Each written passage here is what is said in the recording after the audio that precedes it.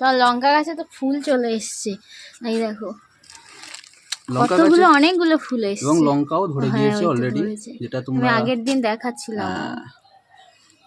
তো এখানে একটা জিনিস বলার আছে, এখানে কিন্তু একটা পোকা লেগেছিল, তার কারণে কিন্তু এই গাছের এই জায়গাটা কিন্তু এইরকম হয়ে গেছে।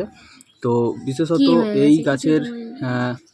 এখানে ভালো করে লক্ষ্য করে দেখো, এখানে কিন্তু গ্রোথটা কিন্তু নষ্ট হয়ে গেছে। গ্রোথটা নষ্ট হয়ে যাওয়ার পিঁপড়ে কারণে ধরেছে। এইখানে থেকে আবার নতুন করে গাছ বেরিয়েছে, কচ বেরিয়েছে। ব্যাপারটা হচ্ছে এখানে একটা ছোট ছোট পোকা আছে, যেটা হচ্ছে আমরা লোকাল নাম মেরি পোকা বলি। তো সেই পোকাটা হচ্ছে কি এইখানে রসটা শুষে হচ্ছে কি খেয়ে নিচ্ছিল, সেই কারণে গাছের গ্রোথটা নষ্ট হয়ে যাচ্ছিলো। এবং তোমরা লক্ষ্য করলে দেখতে হবে যে এখানে পিঁপড়েগুলো কিন্তু ঘোরাঘুরি করছে। তো এই পিঁপড়েগুলো কিন্তু ওই যে পোকা আছে তারা একটা রাসায়নিক বের করে, তো সেই রাসায়নিকটা খাবার জন্য কিন্তু এই পিঁপড়েগুলো আসে এবং ওই পোকাগুলো কিন্তু এরা প্রোটেক্ট করে। তো যখনই তোমরা এরকম গাছে এই রকমভাবে লক্ষ্য করে দেখবে যে এরকম ওই তো পিঁপড়ে ঘোরাঘুরি পাইছে। করছে, তো তখনই বুঝবে যে এই পোকার আক্রমণটা কিন্তু হয়েছে বা হবে। তো সেক্ষেত্রে তখন কিন্তু তোমাদের ইউজ করতে হবে একরকম বিষ।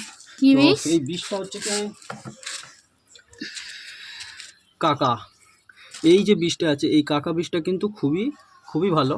তো এটা তোমরা কিন্তু জলে দিয়ে স্প্রে করলে কিন্তু ওই পোকা, এবং এছাড়াও এর অন্যান্য কোনো যে জলের ধরনের, কোনো মাপ আছে নাকি? হ্যাঁ অবশ্যই মাপ আছে।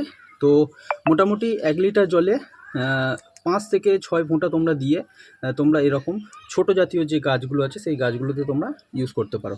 করলে তোমাদের গাছের যে প্রবলেম, যে পোকা লাগা, সেগুলো কিন্তু নষ্ট হয়ে যাবে, পোকাগুলো নষ্ট হয়ে যাবে এবং গাছ কিন্তু খুবই আগের মতো তরতাজা।